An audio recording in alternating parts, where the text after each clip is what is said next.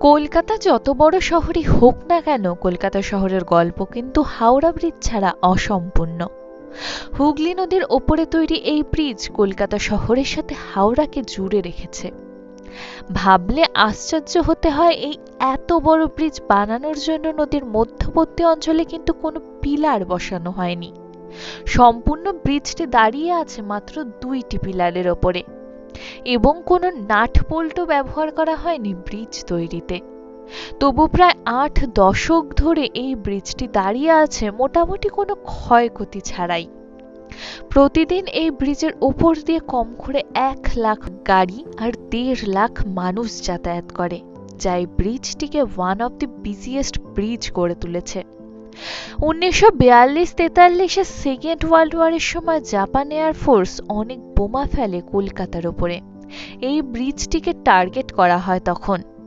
তবে সেই সব হামলা থেকে নিজেকে বাঁচাতে সক্ষম হয়েছে এই হাওড়া ব্রিজ। কিন্তু মানুষের পান ও গুটকার পিকের হাত থেকে নিজেকে বাঁচাতে পারছে না সে। চলুন আজকের পর্বে তবে জেনে নিই হাওড়া ব্রিজ তৈরির সম্পূর্ণ কাহিনী। নমস্কার, চ্যানেল শেখালে কালে অজানাকে জানার সন্ধানে আপনাদের সকলকে স্বাগত। পর্বটি ভালো লাগলে লাইক, কমেন্ট ও শেয়ার করবেন, সাথে সাবস্ক্রাইব করে পাশে থাকবেন। আর সাবস্ক্রাইব বাটনের পাশে থাকা বেল আইকনে ক্লিক করলে আমাদের ভিডিওর সমস্ত নোটিফিকেশন আপনারা পেয়ে যাবেন। চলুন তবে শুরু করা যাক।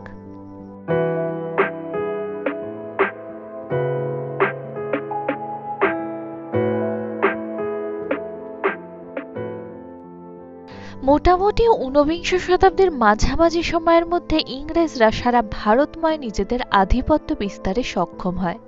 তৎকালীন সময়ে কলকাতাই ছিল ব্রিটিশ সরকারের রাজধানী, ফলে ইংরেজদের মূল ব্যবসায়িক ঘাঁটি কলকাতায় ছিল। ব্যবসার সুবিধার জন্য ইংরেজ সরকার 1853 ও 54 সালে যথাক্রমে বোম্বে ও কলকাতাতে রেল স্টেশন তৈরি করে। তবে কলকাতা ও হাওড়া শহর দুটির মাঝের হুগলি নদী সমস্যার কারণ হয়ে দাঁড়ায়। দুটি শহরের মাঝে নদীপথে নৌকা ও জাহাজ ছাড়া যাতায়াতের কোনো মাধ্যম না থাকায় বর্ষাকালে নদীর জল বাড়লে সাহেবদের ব্যবসার বিঘ্ন ঘটতে থাকে। তাই এই সমস্যা সমাধানে 1855 সালে হুগলি নদীর ওপর ব্রিজ তৈরির প্রস্তাব পেশ করে ইংরেজ সরকার। 1862 সালে ইস্ট ইন্ডিয়া কোম্পানির ইঞ্জিনিয়ার জর্জ টার্নবুলকে ব্রিটিশ সরকার ব্রিজ তৈরির দায়িত্ব দেন। তিনি রিপোর্ট বানিয়ে দিলেও কোনো কারণবশত সেই সময় কাজ বন্ধই থাকে। এরপর 1870-এ ক্যালকাটা পোর্ট ট্রাস্ট তৈরি হয়। 1871 সালে ইংরেজ সরকার হাওড়া ব্রিজ অ্যাক্ট পাশ করে। ইস্ট ইন্ডিয়া কোম্পানির চিফ ইঞ্জিনিয়ার স্যার ব্র্যাডফোর্ড লেসলিকে হাওড়া ব্রিজ বানানোর দায়িত্ব দেয়া হয়। তিনি হুগলি নদীর ওপরে একটা পন্টুন ব্রিজ তৈরির প্রস্তাব দেন। এই পন্টুন ব্রিজ হিসাবে এমন ব্রিজ বানানোর কথা ভাবা হয় যাতে প্রয়োজনে জাহাজ চলাচলের সুবিধার জন্য ব্রিজের মাঝখানের অংশ খোলা যাবে। পন্টুন ব্রিজ আসলে জলে ভাসমান ব্রিজ, যা জোয়ার ভাটাতে জলের সমতা অনুযায়ী ওঠানামা করে, যার ফলে ব্রিজের উপর দিয়ে চলাচলে কোনো সমস্যা হয় না। আদেশ অনুসারে ব্রিজ তৈরির কাজ শুরু হয়। ব্রিজের পার্টসগুলি ব্রিটেন থেকে তৈরি করে কলকাতায় এনে অ্যাসেম্বল করা হয়।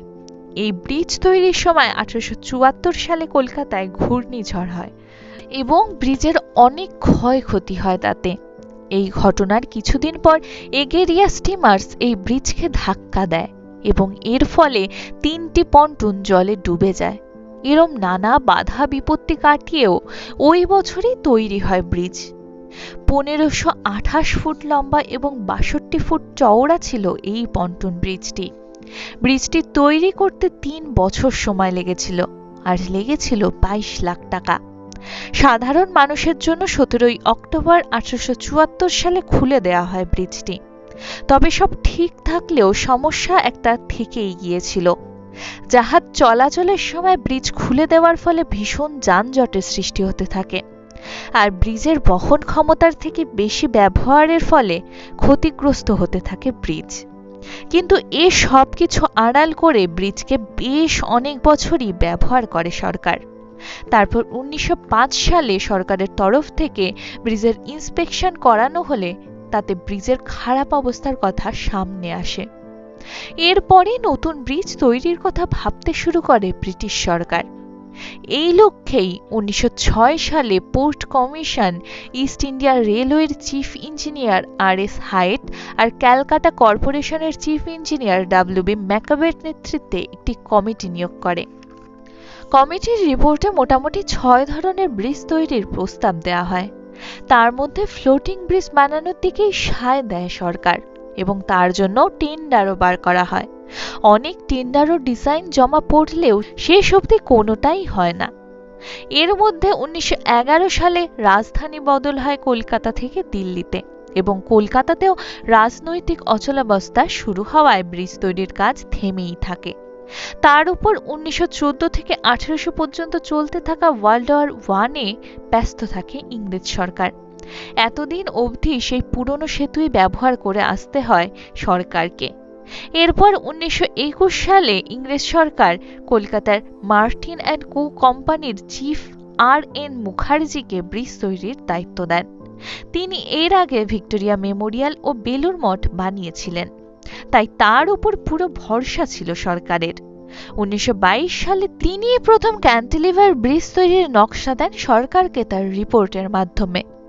রিপোর্ট অনুযায়ী পন্টন ব্রিজের পরিবর্তে ক্যান্টিলিভার ব্রিজ তৈরির সিদ্ধান্ত নেয় সরকার। ইঞ্জিনিয়ারের পরিভাষায় ক্যান্টিলিভার বিম এমন একটি বিম যার এক পাশ দৃঢ়ভাবে আবদ্ধ থাকে এবং অন্য পাশ উন্মুক্ত অবস্থা থেকে ভার বহন করে। এই পরিকল্পনা অনুযায়ী সরকারের তরফ থেকে বলা হয় এমন একটি ব্রিজ তৈরি করতে যাতে জাহাজ চলাচলে কোনো বাধা না আসে। তখনও পর্যন্ত পৃথিবীতে মাত্র 3টি ক্যান্টিলিভার ব্রিজ ছিল। 1926 সালে এই ব্রিজ তৈরির সিদ্ধান্ত অনেকটাই এগিয়ে যায় এবং সরকারের তরফ থেকে নতুন হাওড়া ব্রিজ অ্যাক্টও পাশ করা হয়। পরে একটি consultant firm Rendel Palmer and ট্রিন্টনকে একটি অল্টারনেটিভ আইডিয়াতে কাজ করার অর্ডার দেয় সরকার। 1929-এ তারা রিপোর্ট দেয়, সেখানে তারা ক্যান্টিলিভার ফ্লোটিং ব্রিজ বানানোর আইডিয়া দেয়। 1930-এ একটি ব্যালেন্সড ক্যান্টিলিভার ব্রিজ তৈরির নকশা দেয় কমিটি। এরপর টেন্ডার হয়। টেন্ডারে সব থেকে কম টাকার প্রস্তাব দেয় একটি জার্মান কোম্পানি, কিন্তু ততদিনে 1935 এসে গেছে। সেই সময় ইংল্যান্ডের সাথে জার্মানের তিক্ততার ফলে তাদের কাজ দেওয়া হয় না। তার বদলে ব্রিটেনের Cleveland bridge and engineering company limited শুরু করে কাজ 1936 সালে। 1935-এ আরও একটি অ্যাক্ট পাশ করা হয়েছিল। এছাড়াও হাওড়ারই একটি ফার্ম নিযুক্ত হয় ব্রিজের ফ্যাব্রিকেশনের কাজের জন্য। ব্রিজের স্ট্রাকচার তৈরি করতে মোটামুটি 2 বছর সময় লাগে। এরপর 1940-এ ব্রিজের অন্যান্য অংশের কাজও শুরু হয়ে যায়। মোটামুটি 26,500 টন স্টিল দরকার ছিল ব্রিজটি বানানোর জন্য। এই ব্রিজটি তৈরি স্টিল ও অন্যান্য সামগ্রী আনানো হচ্ছিল ব্রিটেন থেকেই, কিন্তু সেকেন্ড ওয়ার্ল্ড ওয়ারের কারণে ব্রিটেন 3,000 টন স্টিলই সাপ্লাই করতে পেরেছিল। এরপর ব্রিজ তৈরির 23,500 টন স্টিলের সাপ্লাই টাটা স্টিল করে। 4 বছর পর 1942-এ ব্রিজটি তৈরি হয়। সেই সময় 2.5 কোটি টাকা খরচ হয়েছিল ব্রিজটি তৈরি করতে। 2313 ফুট লম্বা এবং 269 ফুট উঁচু ছিল ব্রিজটি। 71 ফুট চওড়া ছিল এবং লোক চলাচলের জন্য 15-15 ফুট করে 2টি ফুটপাত তৈরি করা হয়েছিল। অন্যান্য সব ব্রিজ থেকে এই ব্রিজটিকে আলাদা করে ব্রিজের তৈরি পদ্ধতি। এই ব্রিজ তৈরিতে একটিও নাট বোল্ট ব্যবহার করা হয়নি। পুরো ব্রিজটি ধাতুর পেরেক ও ওয়েল্ডিং এর মাধ্যমে জোড়া হয়েছে এবং ব্রিজের মাঝে একটিও পিলার নেই। এই আশ্চর্য ব্যাপারের জন্যই মানুষের মধ্যে ভীষণ জনপ্রিয় এই ব্রিজটি। পৃথিবী জুড়ে বিভিন্ন সিনেমাতেও স্থান পেয়েছে এই ব্রিজ। সেকেন্ড ওয়ার্ল্ড ওয়ারের সময় ব্রিটেন চায়নাকে অস্ত্রশস্ত্র দিয়ে সাপোর্ট করে। তাদের এই অস্ত্র পাঠানোর মূল পথ ছিল এই কলকাতা শহরের ওপর দিয়েই। জাপান ব্রিটেনের এই সাপ্লাই চেইন নষ্ট করার জন্য এই ব্রিজটিকে টার্গেট করে। রাতে হামলা করায় তারা টার্গেট মিস করে এবং ব্রিজের পার্শ্ববর্তী স্থানগুলি বেশ ক্ষতিগ্রস্ত হয়, কিন্তু ব্রিজটি সুরক্ষিতই থাকে। এরপর থেকে আজও অবধি হুগলি নদীর ওপরে সগর্বেই দাঁড়িয়ে আছে হাওড়া ব্রিজ। কিন্তু বর্তমানে ব্রিজের নানান জায়গায় জং ধরেছে। যখন 2011 সালে ক্যালকাটা পোর্ট ট্রাস্ট লাগাতার জং ধরার কারণ সন্ধান করে, তখন রিপোর্টে দেখা যায় যে জং লাগার কারণে ব্রিজের খাম্বাগুলি আয়তনে প্রায় অর্ধেক হয়ে গেছে। এত বড় ক্ষতির পেছনে পান ও গুটখার পিক সর্বতোভাবে দায়ী।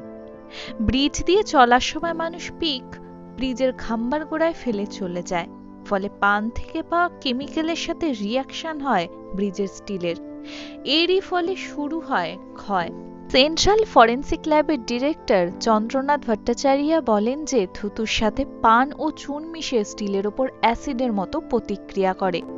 এর থেকে ব্রিজকে বাঁচাতে পোর্ট ট্রাস্ট পিলারের চারপাশে ফাইবার গ্লাস লাগায়। এছাড়াও জলীয় বাষ্প ও আর্দ্রতা এবং বায়োলজিক্যাল ওয়েস্ট মেটেরিয়ালও ব্রিজকে ক্ষতিগ্রস্ত করছে।